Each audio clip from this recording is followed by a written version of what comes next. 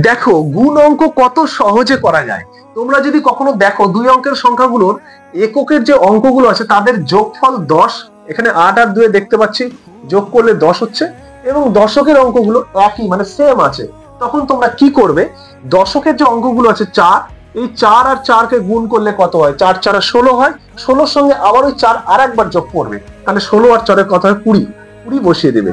তারপর এককের অঙ্ক যেগুলো আছে 8 আর 2, সেই 8 আর 2 কে গুণ করে বসিয়ে দেবে, 8 2 16, তোমার দেখো উত্তর হয়ে গেছে। পরেরটা দেখো, তুমি এককের অঙ্কগুলো দেখো 7 আর 3 যোগ করলে 10 হয়, আর দশকের অঙ্কগুলো দেখো একই আছে। তুমি কি করবে, 6 আর 6 36, 36 সঙ্গে 6 আর একবার যোগ করে দিবে, 36 আর 6 হয় 42, তুমি এখানে 42 লিখে দাও। তারপরে কি করবে, এককের অঙ্ক কি আছে 7 আর 3, 3 7 21 হয়, তুমি 21 লিখে দাও, তোমার উত্তর হয়ে গেছে। তুমি যদি বুঝে গেছো তাহলে এটার উত্তর কি হবে কমেন্ট করে জানিও, আর ভালো লাগলে বন্ধুদের সঙ্গে শেয়ার করে দিও। সকলকে ধন্যবাদ।